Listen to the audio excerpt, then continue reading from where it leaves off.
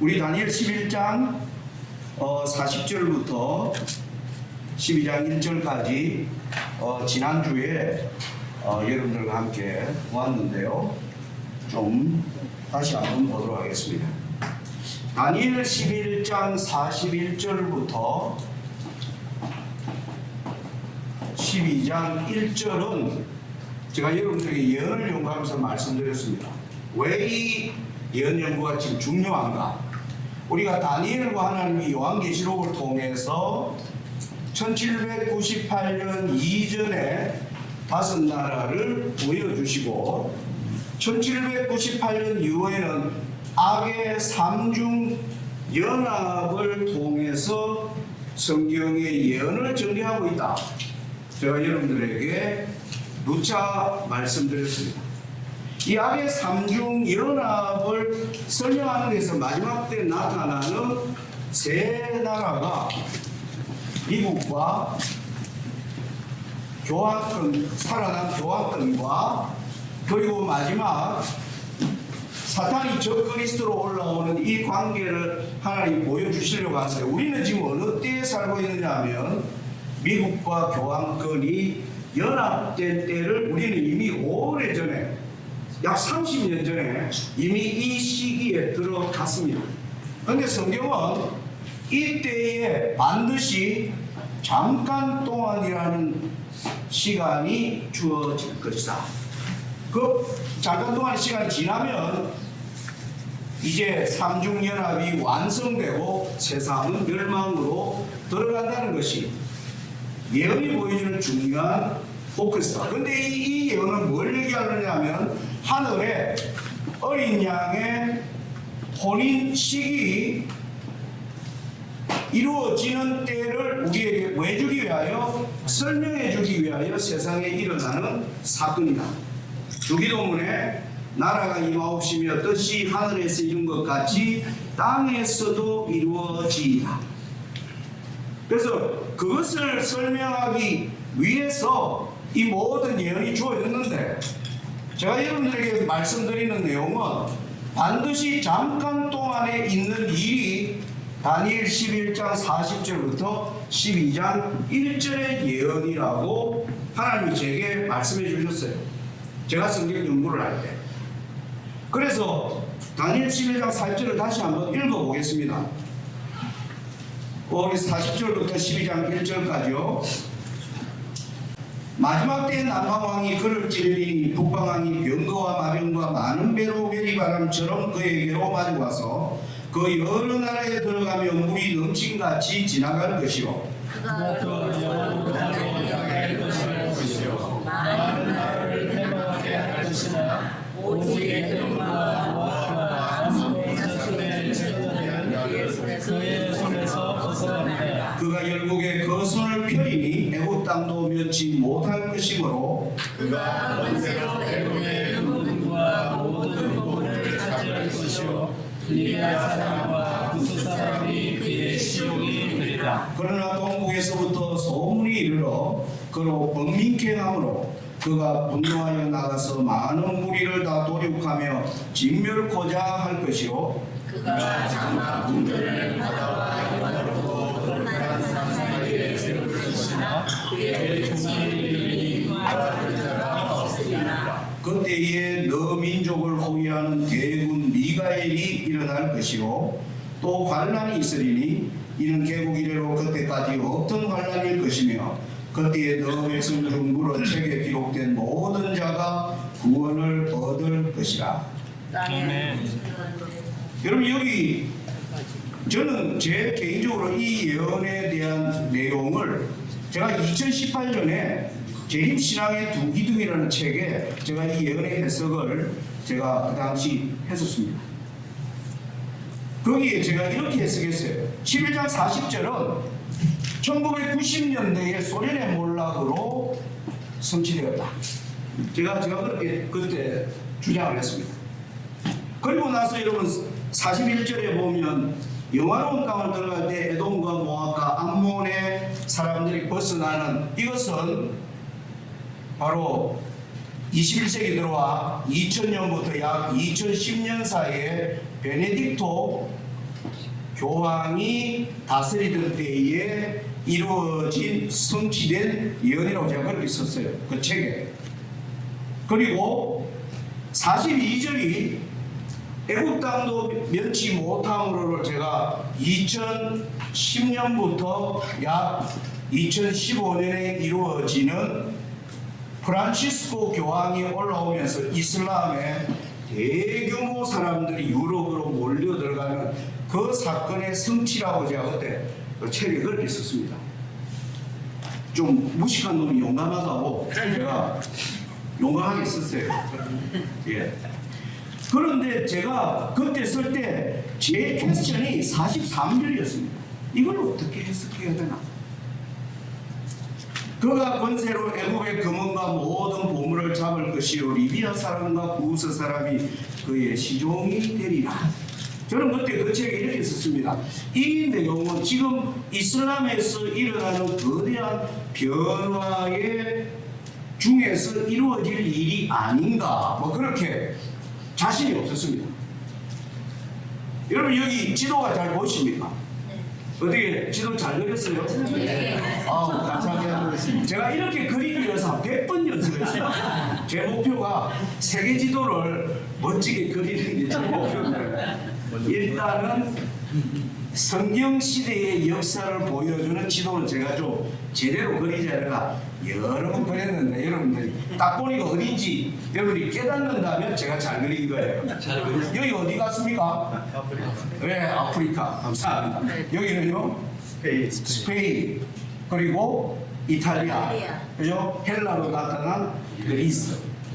영국. 여기는 어딜까요? 사우디아라비아. 예, 사우디아라비아. 여기 이제 옆에 이란, 이라크가 있습니다. 여러분 지금 전쟁이 가장 최근에 이 어떻게 했느냐면 2010년과 2015년 사이에 이 다니엘서가 기록될 때 오늘 우리가 다니엘 11장을 읽었잖아요. 그 당시 세계는 아프리카 이 중부와 남부는 사람들이 이렇게 큰 땅인 줄 모르고 있었습니다. 그들이 알고 있었던 건 뭐냐면은 애굽과 리비아와 홍해 끝에 구스가 있다라고 그들이 그렇게 믿고 있었어요. 하나님이 다니엘 11장 우리가 42, 43절의 해석은 이 지역에 대한 예언을 우리가 어떻게 풀어야 되는가를 굉장히 던지는 아주 중요한 숙제입니다. 제 개인적으로는요 10년 이상 이게 무슨 뜻인가 계속 살피고 있습니다. 근데 요즘 계속 마음에 들어오는 한 부담이 있습니다. 구스를 어떻게 해석해야 될까? 이게 저희의 가장 고민이었습니다.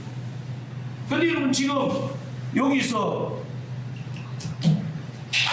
오늘 제가 여러분들과 강의를 하려는데 하나님 이거 하라고 제 마음에 부담을 주세요. 그래서 하는 겁니다. 제가 알고 있는 것만. 예루살렘이 여기 있습니다. 여기서 얼마 전에 우리가 작년 12월에 하마스와 전쟁이 일어났습니다.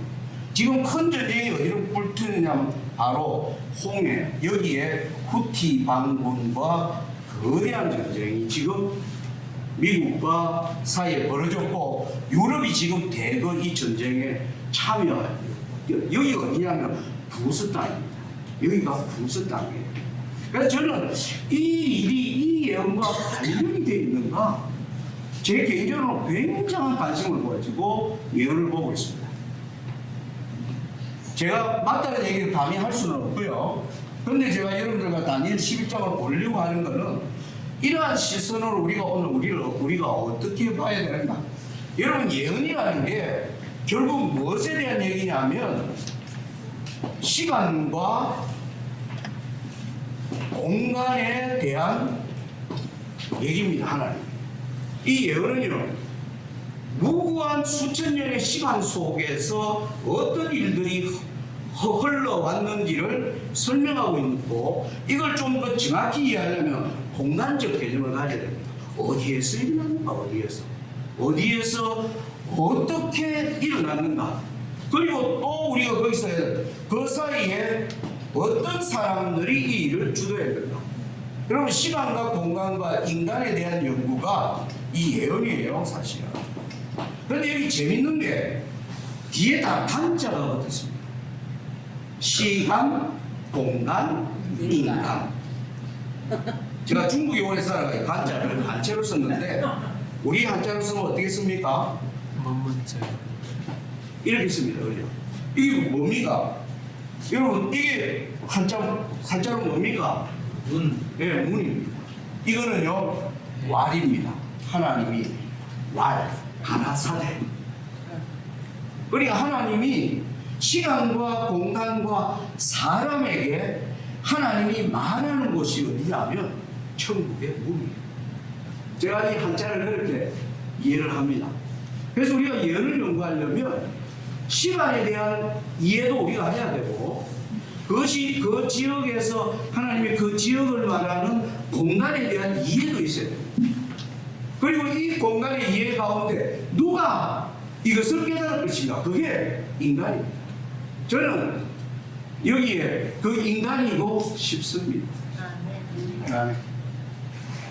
여러분 지금 세상이 얼마나 지금 편안합니다. 지금 드디어 제3차 세계대전을 막 지금 떠들기 시작합니다. 여러분이 지금 대거 스웨덴 국민들이 지금 난리가 났습니다. 스웨덴이 중립국이었는데 전쟁을 계속 대비하도록 지금 국가에서 지금 그렇게 하기 때문에 왜 여러분이 뛰어들었느냐 하면 유럽으로 가는데 모든 물자들이 어디로 들어가요? 홍해 여기에 바로 수에즈 운하가 있습니다. 이리로 해가지고 유럽으로 들어가는데 푸티 방금 때문에 지금 어디로 둘러야 돼요? 이렇게 가야 되는 겁니다. 이렇게 여기에 지금 상선들과 모든 이익들이 들어있는데 저는 이러한 일들이 예언 가운데 정말 이게 리비아 무슨 차례대로 지금 역사의 전면에 우리가 등장하는 것을 보게 됩니다. 그런데 여러분 그 다음 절에 보면 44절에 동북에서 오는 소문은요 하나님의 인침이 끝나는 걸 나타냅니다. 저와 여러분에게 주어진 의뢰의 시기가 마치는 때가 동북에서 오는 소문이 들립니다. 그러자 동북에서 오는 소문이 들리면요 교황 북방왕이 분노하여 일어나면서 장막궁전을 세우고 그때에 너 민족을 호위하는 대군 미가엘이 올라오는 것으로 예언이 이렇게 전개되어 있습니다.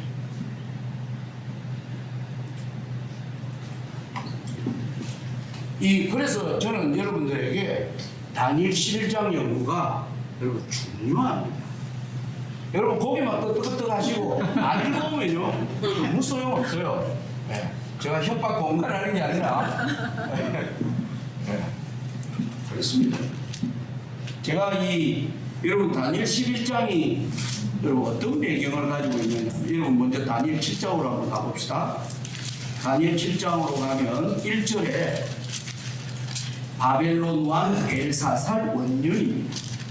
이때가 몇 년이냐면 다니엘 7장은요 BC 553년이다 이렇게 우리가 보통 이야기합니다. 벨사살 왕 원년. 여러분이 아시는 것처럼 다니엘 2장에 다니엘이 포로 잡혀간 지 2년 만에 느부갓네살 왕의 꿈을 해석해요. 그때만 하더라도 다니엘이 그때가 BC 603년입니다. 그러니까 이때 20살 됐을 때 느부갓네살의 꿈을 해석해 주면서 금은 동철과 10발가락으로 이어진 세계관을 그가 받았습니다. 그런데 해석은 금나라, 동나라, 철나라만 나왔지 철과 진흙으로 된 무슨 개념인지 이해할 수 없었습니다. 그런데 50년의 세월이 흘러갑니다. 다니엘 20살 된 다니엘이 70살이 되었을 때 비로소 다니엘 7장을 보여줍니다.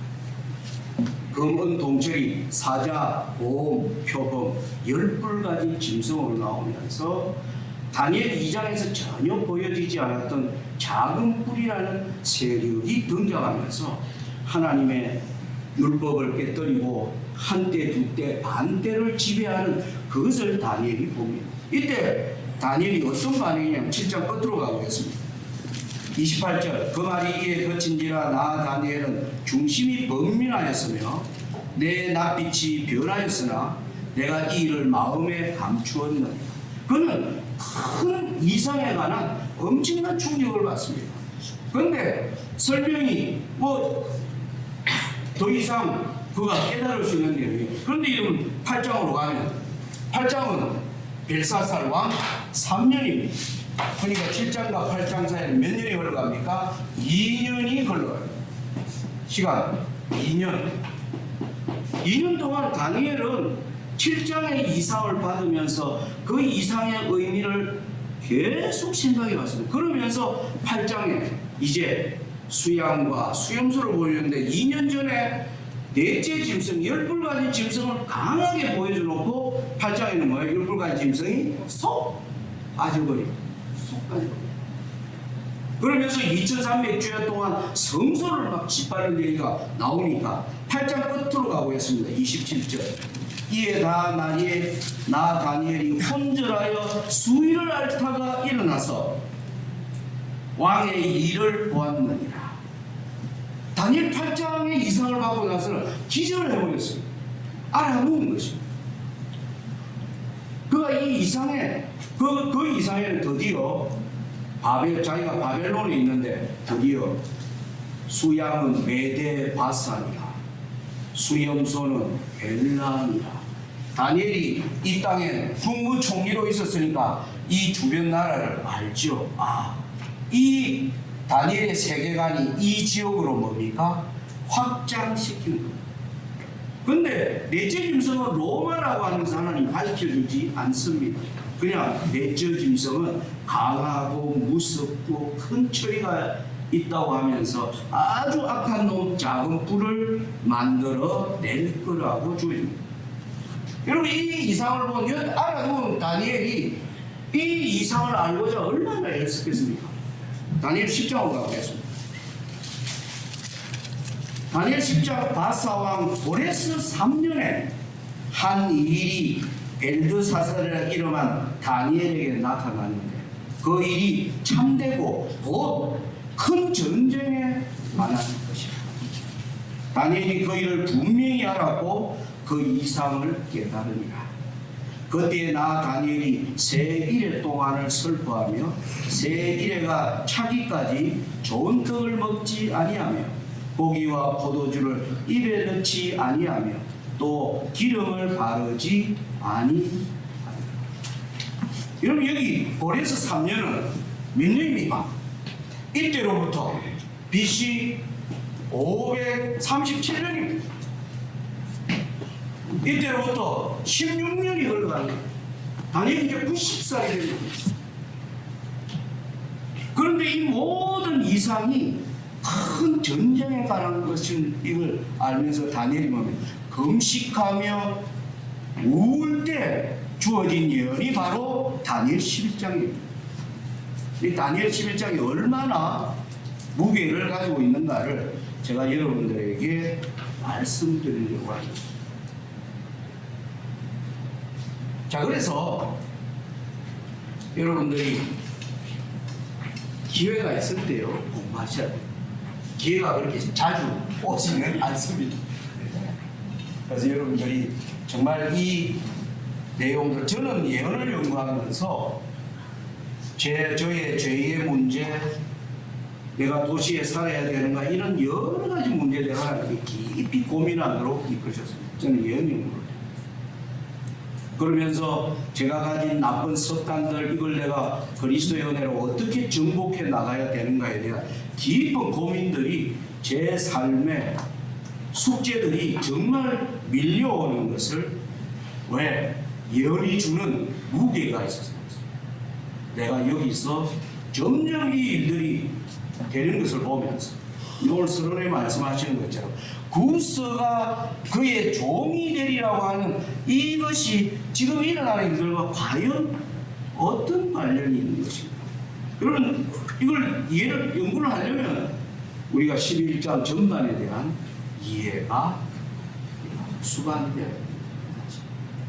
서론이 좀 길었지만은 여러분들 11장을 왜 중요하게 봐야 되는가를 제가 좀 설명하기 위해서 제가 좀 서론을 드리겠습니다.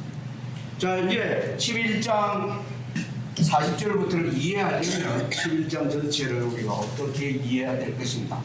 제가 지난번 말씀드렸죠. 예언 연구의 제일 중요한 것은 뭐 하지 말라? 해석하지 말라는 겁니다. 해석이 안 됩니다. 안 되도록 하나님이 딱 써놨어요. 해석하지 말라는 겁니다. 그러면 해석하지 안 하고 준 이유가 뭘까요? 읽으라는 겁니다. 읽으라는. 하나님이 왜 주실 것이다? 가르쳐 주실 것이다.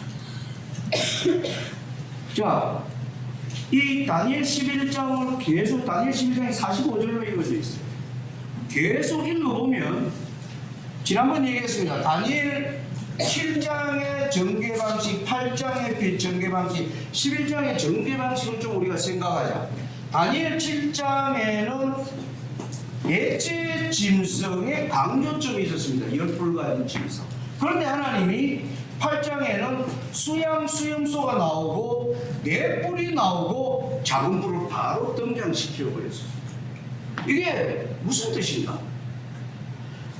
그걸 설명해 주기 위해서 다니엘 11장에는 수양 메데바사 얘기가 나오고 수염소 헬라 얘기가 나오고 그러면서 네 나라가 등장하는 게 나오면서 다니엘 11장에는 당연히 작은 뿔이 나와야 되는 거예요.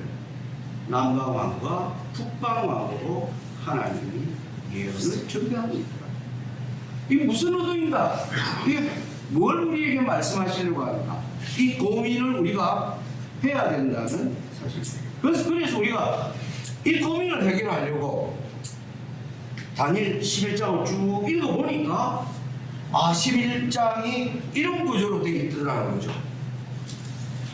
5절부터 15절까지는 북방왕과 남방왕의 대립으로 나오다가 24절까지는 북방왕이 독주하고 있고 그리고 24절에서 3절까지는 다시 북방왕과 남방왕이 또 대립하는 장면이 나오고 39절까지는 북방왕이 독주하고 40절에는 다시 북방왕과 남방왕이 대립하고 41절부터는 북방왕이 시대. 어떤 패턴? 남북이 싸우다가 북방왕의 시대가 오고 남북이 싸우다가 북방왕의 시대로 오고 남북이 싸우다가 북방왕의 시대로 오고 그러면 요걸 하나님 우리에게 가르쳐 주는 게 이 전체를 거르는 주인공은 사실은 북방왕이라는 걸 알게 됩니다. 이 북방왕이 다니엘이 그렇게 알고자 했던 작은 불이었음을 우리가 여기서 알 수 있도록 기록이 됩니다. 이게 해석한 게 아니고 읽으면서 구조로 확인한 것입니다. 자, 그러면 우리는 여기에서 이제 이걸 어떻게 풀어나가야 될 것인가 고민해야 되는 것입니다. 이건 굉장히 뭐라 그럴까요? 여러분들이 하여튼 제가 하는 거를 여러분들이 잘 받아서 한번 따라와 보시라.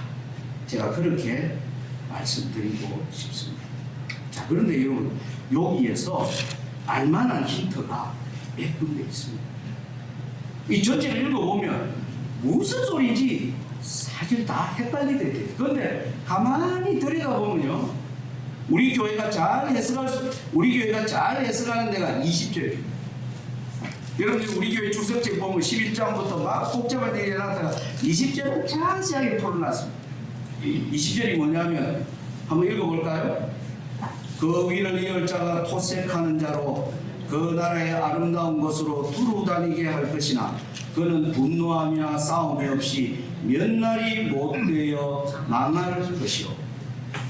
그래서 우리 교회는 로마의 황년 아우구스티스투스로부터 시작된 로마의 시대가 본격적으로 전개되었다고 해석합니다.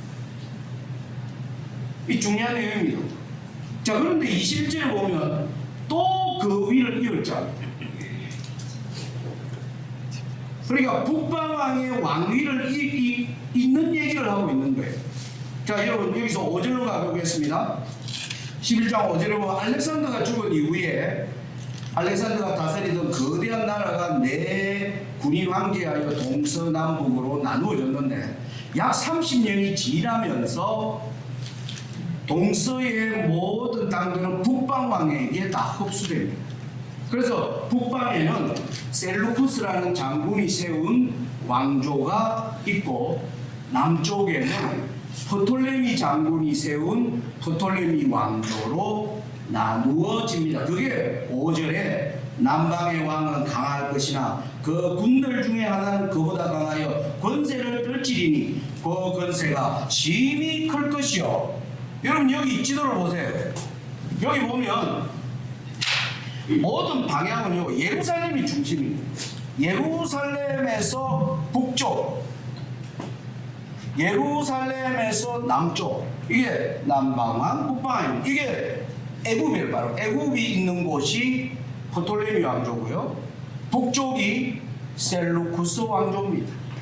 그런데 애굽은 여러분 잘 아시는 것처럼 나일강이라고 하는 굉장히 비옥한 강이 흐르는 곳입니다. 그래서 고대 시대에는 가장 발달된 곳이 바로 애굽이죠. 그래서 남방왕이 처음에는 강합니다. 그러니까 북방왕은 당연히 어디를 정복하고 싶었냐면 남방을 정복하고 싶어하는 것입니다. 이 얘기를 하고 있는 것입니다. 자, 그런데 여러분 이 두 남쪽과 북쪽의 황제가 한때 알렉산더의 부하였어요. 같은 뭡니까? 쉽게 말하면 같은 장군들이 서로 뭐 친구며 함께 알렉산더 밑에서 세계를 정복한 왕들. 그러니까 이 두 왕이 야, 우리는 뭐 하지 말자, 싸우지 말자, 우리 사도 맺자. 그래가지고 그쪽 아들하고 이쪽 딸하고 뭐 하느냐면 결혼 동맹을 하는 얘기가 5절과 6절의 이야기입니다. 한번 읽어보겠습니다. 6절 몇 해 후에 그들이 서로 맹약하리니 곧 남방왕의 딸이 북방왕에 나아가서 같이 나리라. 그런데 이 결혼이요, 여러분 이 결혼이 처음에는 히히하고 웃지만 여러분 다 살아보면 뭐 어떻습니까? 에이씨 잘못했네 이럴 때 오지 않습니까? 그죠? 그게 왔다는 거예요. 6절 구간이. 예? 그러나 이 공주의 힘이 세하고 그 왕은 서지도 못하면 권세가 없어질 뿐 아니라 이 공주와 그를 데리고 온 자와 그를 낳은 자와 그때에 도와주는 자가 다 버림을 당하네. 결혼이 파탄난 것입니다. 결혼이 보통 파탄난 게 아니라 뭐 하여튼 그러면서 사돈지간이 무슨 지간이 되는 거예요? 원수지간이 되어서 치고받고 이제 그 아버지는 친구인 아버지들은 다 죽고 이 자녀들은 뭐 상관이 있어요? 네? 아버지 때 친구가 뭐 자녀들에게 자자손손 그 우정이 전달되겠습니까? 네, 그렇게 되지 않는 얘기가 7절부터 나옵니다. 그게 어디까지? 14절까지. 남방왕이 치고 또 북방왕이 치러 가고 그러면서 이 전쟁이 점점 뭡니까? 완전히 한쪽을 멸하기 위한 패권 전쟁으로 실제로 싸웁니다. 여러분 왜 이렇게 싸웠을까요? 사단의 목표가 있습니다. 여러분 북쪽이요, 북쪽이 치러 가려면 남쪽으로 내려와야 되죠. 남쪽이 북쪽을 치러 가려면 그 사이에 반드시 어디를 지납니까? 예루살렘을 지나는 거죠. 그러니까 예루살렘은 이 양쪽 군인들이 지나가는 길목이니까 어떤 예측가요? 여러분 이때 군인들이 텐트 타고 다녔습니까? 뭐 자동차 타고 다녔습니까? 네. 여기 갈 때는 몇 개월 동안 뭐 합니까? 걸어 다니면서 드디어 예루살렘이 보이면 그들이 배도 고프고 어떤 사람은 뭐예요? 여자가 그립고 네? 그곳에서 무슨 일이 일어날까요?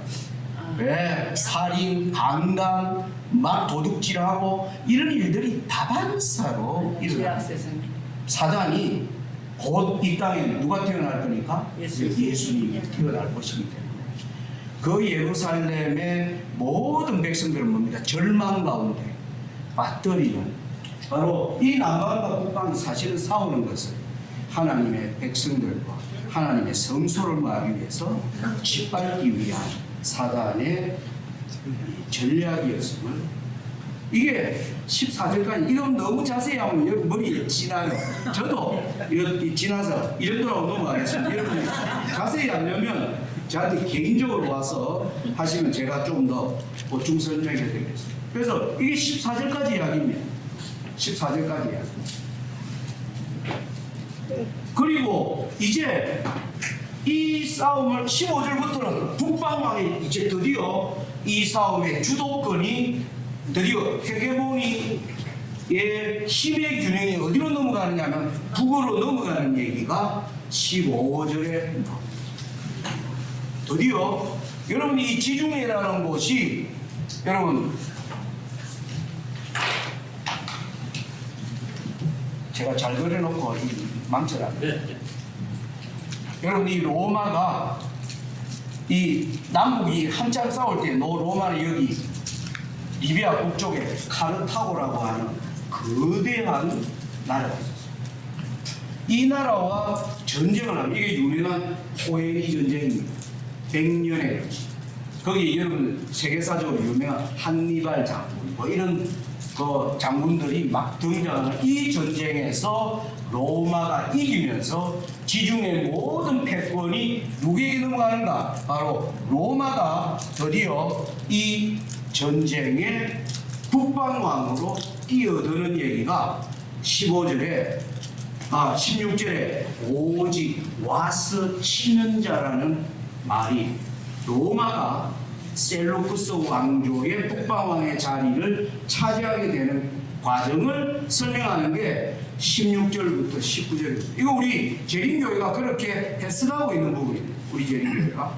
그래서 여러분들이 교회 주석책이나 참고하시면 거기에 여러분 유명한 뭐 클레오파트라 이야기, 줄리아스 시저 얘기, 폼페이우스 수많은 전쟁 영웅들에 대한 이야기가 막 쏟아져 나오는 자리가 바로 이 16절부터 19절입니다. 이들은 오로지 뭘 치느냐면 이 애국을 장악하기 위해. 그래서 나중에 애국이 다 넘어가려고 할 때 뭡니까? 클레오파트라가 이제는 힘으로 안 되니까 몸으로 깨우는 얘기가 이제 나오는 얘기가 17절에 우리가 그렇게 해석합니다. 그가 결심하고 전국의 힘을 다하여 이를 얻다가 그와 같이 할 것이요 또 여자의 딸을 그에게 주어 그 나라를 패망케 하려 할 것이나 이루지 못하리니 그에게 무익하리라. 그 시대에 애국이 로마의 과정에 완전히 들어가는 과정을 설명한 게 15절부터 19절의 내용입니다. 우리 재림교회가 그렇게 해석하고 있습니다. 그 다음에 20절 드디어 이 모든 지중해를 뭡니까? 드디어 로마가 통일한 것입니다. 지중해를 동서남북을 다 통일하면서 여기 보니까 토색한, 여러분 토색한다는 말이 무슨 뜻이라고 합니까? 강제로 세금을 얻는다는 것입니다. 강제로. 그러니까 로마는 모든 길이 로마로 통하게 했다는 그것으로 모든 사람의 로마에 대항하면 다 죽임을 당하는. 그래서 예수님 당시에 누구요? 요셉과 마리아도 가이사 아우구스도가 뭘 내립니까? 명령을 내립니다. 고향에 가서 뭐 하라고요? 보적하자. 그게 뭐냐면 세금을 내는 제도를 나타내는 것임을 우리가 그 시대 소망에도 엘렌 지 화이트 그렇게 설명하는 것을 볼 수 있습니다. 그래서 20절이 바로 로마가 드디어 북방왕으로 등극하는 게 20절입니다. 21절부터 24절까지에 보시면 또 그 위를 이을 자, 로마의 위를 이을 자. 여러분 우리가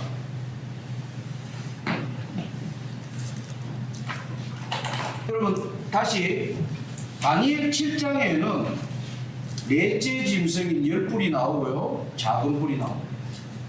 근데 다니엘 8장에는 넷째 짐승과 작은 뿔을 나누지 않고 하나로 봤다 그랬죠. 그리고 다니엘 11장에는 이 하나로 본 이것을 북방왕으로 이야기하고 있다는 걸 우리가 지금 확인한 겁니다. 그러니까 여기 그 위를 이을 자는 순서에서 다니엘 7장에서 보면 로마에서 누가 올라오는 겁니까? 교황권이 올라오는 과정이 24절까지의 내용. 거기 보면 여러분 이렇게 나옵니다.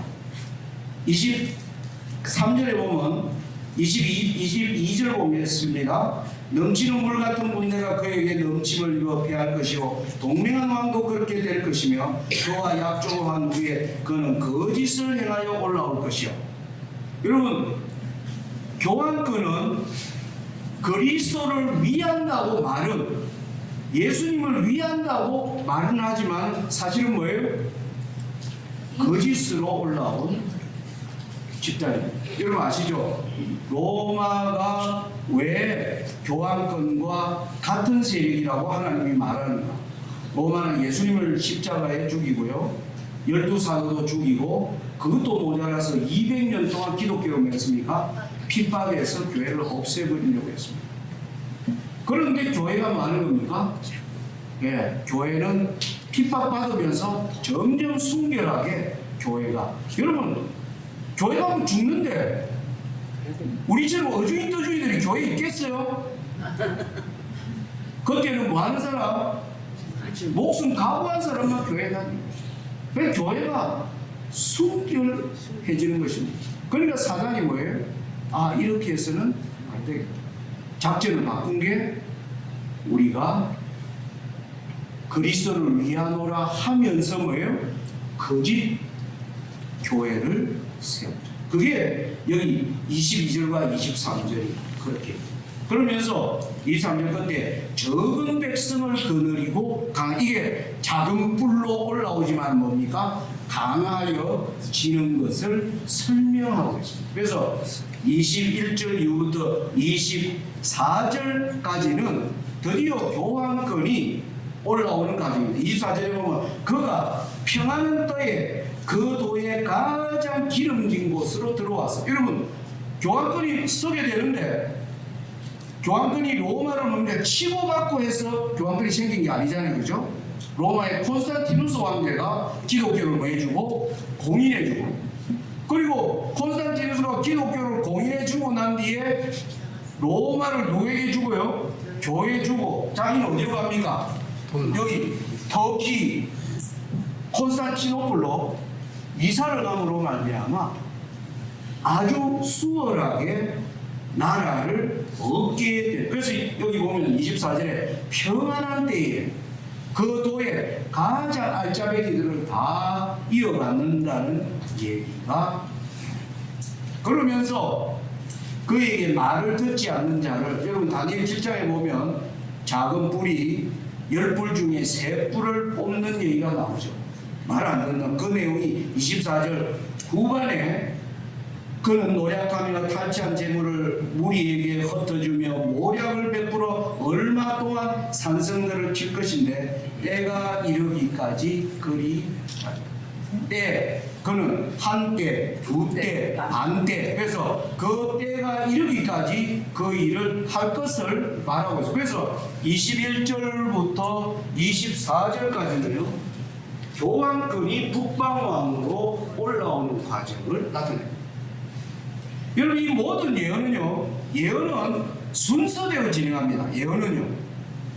그래서 우리는 지금 이 예언을 그래도 이해하기가 편한 게 뭐냐면, 우리는 이 모든 예언들이 이미 성취된 때를 살고 있기 때문에 이 예언을 해석하고 이해하는데 우리는 유리한 위치에 있는 것이 사실입니다. 그걸 이해하시기가 바랍니다. 그래서 여러분 24절까지는 AD 6세기까지의 변화를 설명합니다. 이게 자, 그러면서 25절에 남방왕, 북방왕이 29절까지 싸우는 이야기가 여기서 이제 북방왕은 교황권입니다. 북방왕은 교황권. 북방왕이 셀루쿠스 왕조에서 뭐로 바뀝니까? 로마로 바뀌고 로마에서 어디로 바뀌었습니까? 교황권으로 바뀐 것을 이야기하는 것입니다. 이때 교황권인 북방왕과 남방왕이라고 하는 것은 이 북방왕과 대적할 정도로 큰 세력을 이룬 그 집단을 이야기합니다. 누구일까 하는 것입니다. 여기 내용에 보면 25절에 그가 그 힘을 떨치며 용맹을 말하여 큰 군대를 거느리고 남방왕을 칠 것이요. 갑자기 교황권이 큰 군대를 가지고 남방왕을 치는 이야기가 나옵니다. 그러면서 여기에 어려운 얘기가 많이 나옵니다. 자기의 진미를 먹는 25절 끝에 이는 그들이 모략을 베풀어 그를 치니라. 여러분 여기 자주 나오는 말 보십시오. 자기의 진미를 먹는 자가 그를 멸하니. 그러니까 왕으로부터 뭔가를 받는 자가 오히려 그것을 군대를 멸한다는 이야기, 이상한 이야기가 나옵니다. 27절에 보면 이 두 왕, 남방왕과 북방왕이 마음은 서로 해하고자 하는데 한 밥상에 앉았을 때 거짓말을 할 것이다. 이 전쟁을 나타내는 전쟁에 가장 적합한 AD 6세기 이후에 북방왕을 가장 괴롭힌 한 세력은 이슬람입니다. 여러분 이슬람은 여러분 아시는 것처럼 AD 622년에 마호멧이 알라 신이 참신이다. 여러분 생각해 보세요. 지중해를 두고 지중해 북쪽에는요 뭐라고 가르쳤느냐 하면 예수님이 하나님이고 천주교 가톨릭은 예수님이 이 땅을 통치하라고 뭐예요? 하나님이 이 땅에 교회를 세웠고 그래서 유럽의 모든 나라들은 교황에게 뭐 하는 겁니까? 충성하는 그 체제로 되어 있습니다. 그런데 밑에 이슬람교는 예수는 신이 아니고 뭐다? 선지자다. 진짜 신은 알라다. 이러니까 이 둘 사이에 뭐 하는 겁니까? 피할 수 없는 전쟁이 시작되는 것입니다. 이거는 싸워야 되는 거예요. 한쪽도 양반, 한쪽은 예수가 참신이다. 아니다. 예수는 그냥 인간이고 마음에보다 못한 선지자다. 그러면서 알라가 참신이다. 이게 다 어디에 기반되고 있어요? 둘 다 거짓말입니다. 그래서 이 전쟁은 어디에 기초되어 있습니까? 거짓에 기초되어 있는 전쟁입니다. 그래서 여기 보면 모략을 베풀어 친다. 자기와 함께한 자가 오히려 배반한다. 이 두 왕이 서로 해하고자 하지만은 한 말을 하는 것 같지만 거짓말을 한다. 이 모든 내용들은 여러분 AD 6세기부터 13세기까지 이루어지는 여러분 이 800년 동안에요. 전쟁 몇 번 친 줄 압니까? 역사학자는 7,000번 전쟁 쳤다고 합니다. 전쟁 횟수를 7,000번. 그러니까 여러분 지금 이슬람이 옛날에 테러 일으키면 어디 가서 일으킵니까? 유럽에 가서 테러를 계속 일으키는 이유가 그들이 완전히 뭐가 되어 있는 겁니까? 원수가 되어 있는. 그런데 테러가 여러분 지금부터 한 10년 전 생각해 보세요. 10년 전 보면 IS 뭐 이래가지고 테러하는 애가 뉴스에 나오더니 2013년 프란시스코 교황이 올라오면서 이슬람이 유럽에 테러하는 게 싹 없어져 버렸습니다. 싹 없어져. 그런데 최근에 구스 땅에서 후티 반군의 문제로 하마스와 이스라엘의 전쟁이 다시 양상의 새로운 형태로 가고 있는 것이 최근의 이슬람의 변화입니다. 아무튼 여기 25절부터 29절까지는 이 둘 사이의 전쟁이요. 뭐로 전쟁이 되느냐면 여기 보세요. 30절 보면 29절에 작정된 기한에 그가 다시 나와서 남방에 이를 것이라. 이 그는 여기 북방왕입니다. 남방에 이를 것이나 이번이 그 전번보다 못하리니 이는 기띔의 배들이 이르러 그를 칠 것이니 그가 낙심하고 돌아가며 거룩한 언약을 간하고 임의로 행하며 돌아가는 거룩한 언약을 배반하는 자를 중히 여길 것이니. 여러분, 이 전쟁은 앞에 나왔던요 15절까지 나왔던 북쪽과 남쪽의 전쟁은 북쪽이 이깁니다. 그리고 그런데 24절부터 29절의 전쟁은 승자가 없어요. 보니까 치러 왔다가 낙심하고 돌아가면서 전쟁이 많은 거니까 소강 상태에 들어가는 거예요. 여러분, 이슬람과 이 전쟁에서 승자가 있어요? 승자가 없었습니다. 이 전쟁이 왜 여러분 중단된 줄 아십니까? 저 북쪽에서 징기스칸이 몽골이라는 제국이 유럽까지 진출해 들어와서 이 십자군 전쟁을 일으킨 것은 셀주크 투르크와 유럽의 전쟁이었습니다. 이 셀주크 투르크가요 징기스칸에게 멸망당해요. 그래서 이 전쟁이 뭐하는 겁니까?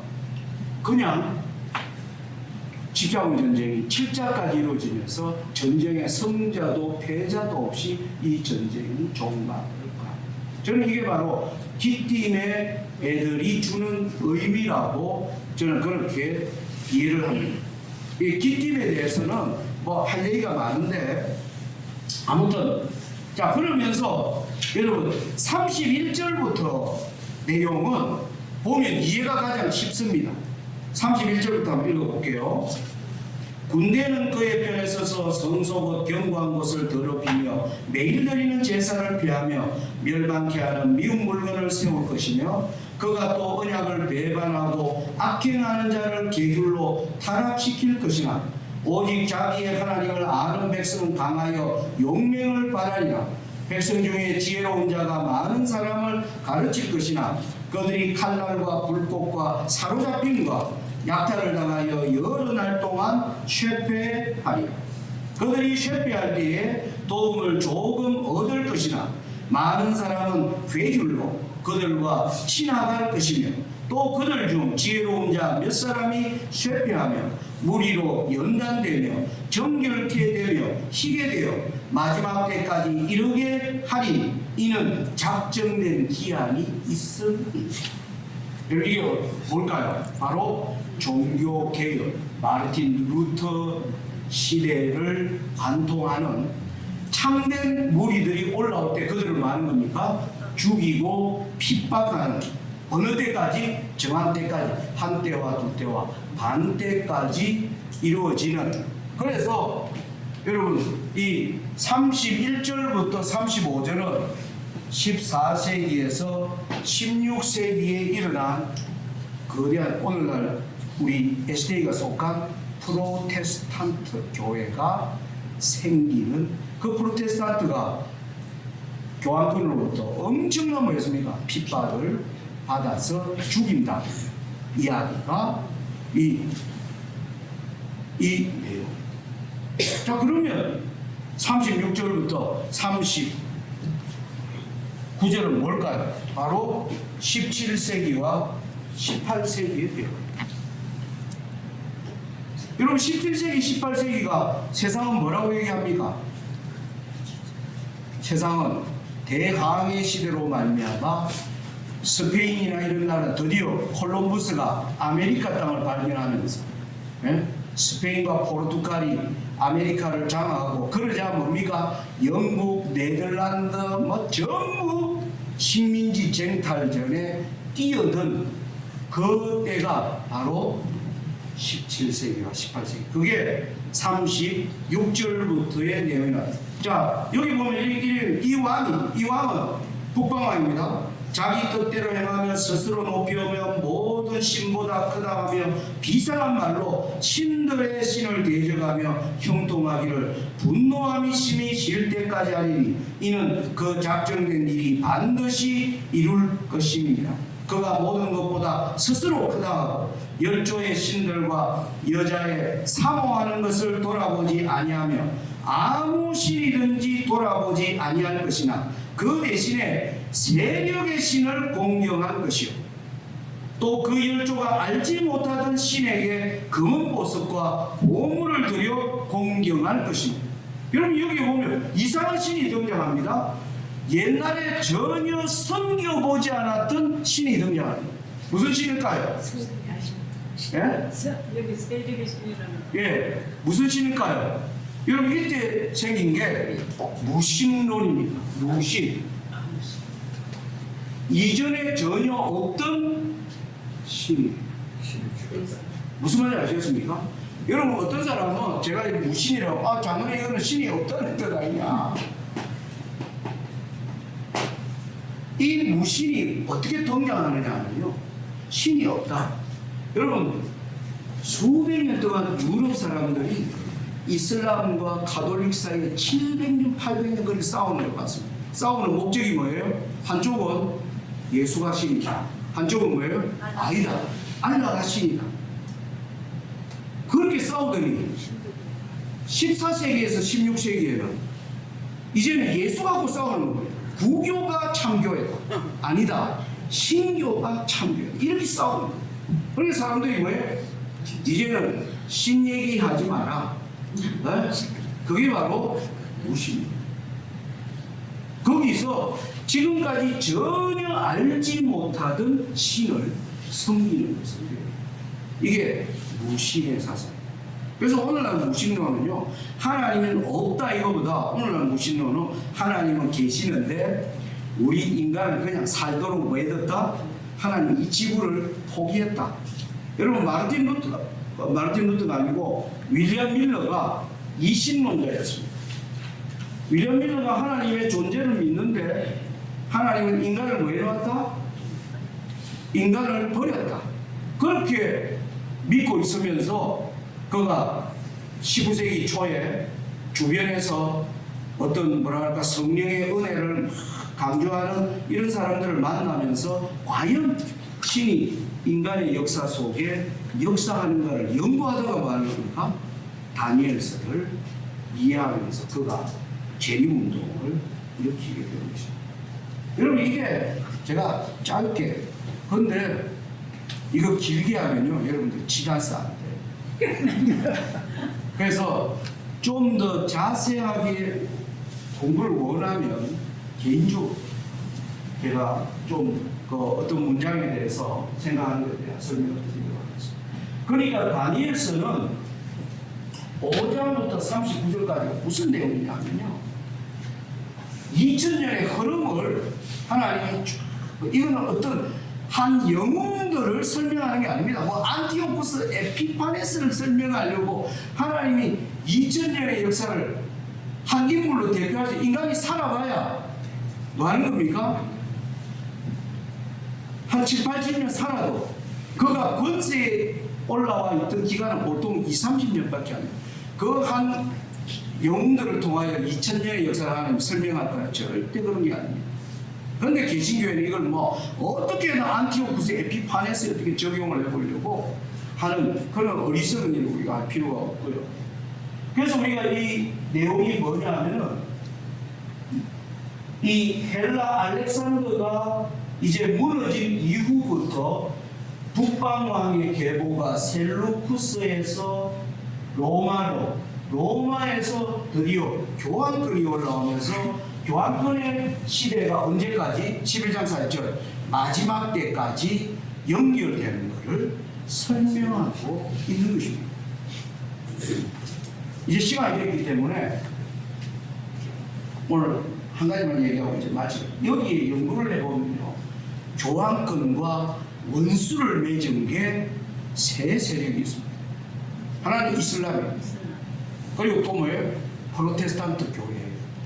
그들이 이슬람자는 7,000번의 전쟁을 치렀고요, 프로테스탄트는 너무나 악하게 뭡니까? 비박을 했기 때문에 서로 화합할 수 없는 당이에요. 그리고 마침내 프랑스 혁명에서 무신론이 올라와서 교황권을 뭐 해버립니까? 치명타를 이깁니다. 그래서 교황의 세 대적은 이슬람, 프로테스탄트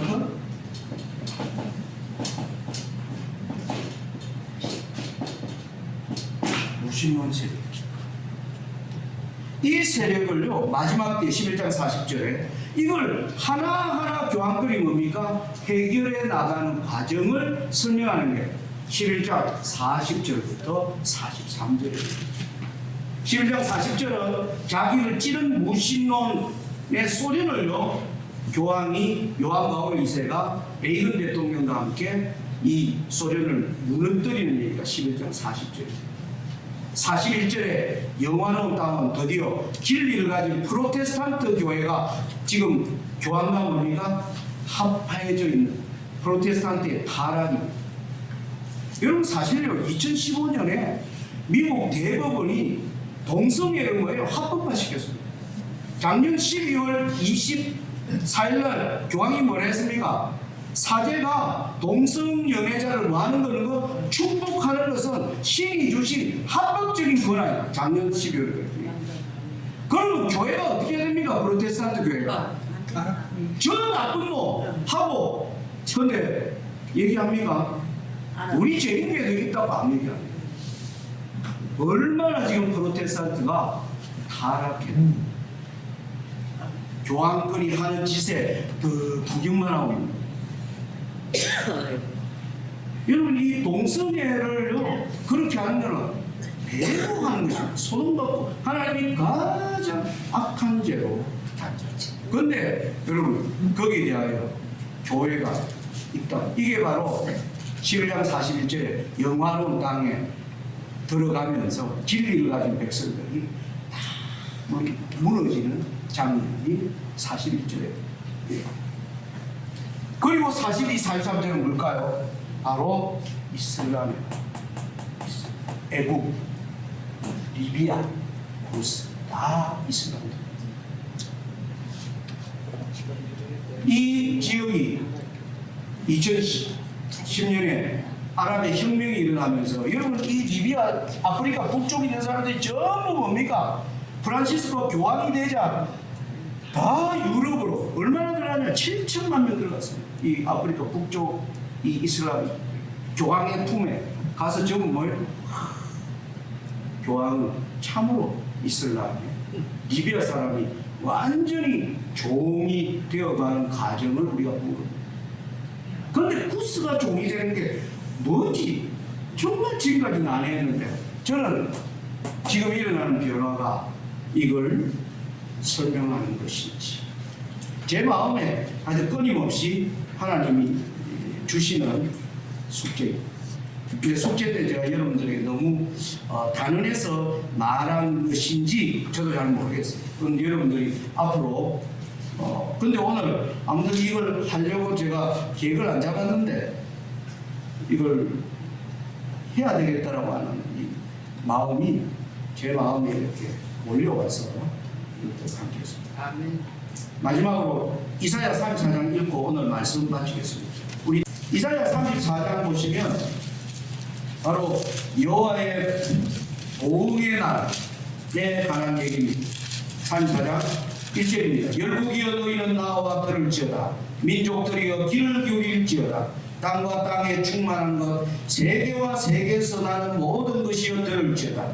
대저 여호와께서 만국을 향하여 진노하시며 그들의 만군을 향하여 분내사 그들을 진멸하시며 살육해 가셨을 때 그 살육 당한 자는 내어 던질 바 되며 그 사체의 악취가 솟아오르고 그 피에 산들이 녹을 것이니 하늘의 만상이 사라지고 하늘들이 두루마리 같이 말리되 그 만상의 세 사람이 포도나무 잎이 마른 것 같고 무화과나무 잎이 마른 것 같으니 지금 우리 시대에 일어나는 거대한 보응의 때를 얘기합니다. 그러면서 16절 같이 읽고 마치겠습니다. 같이 읽겠습니다. 시작.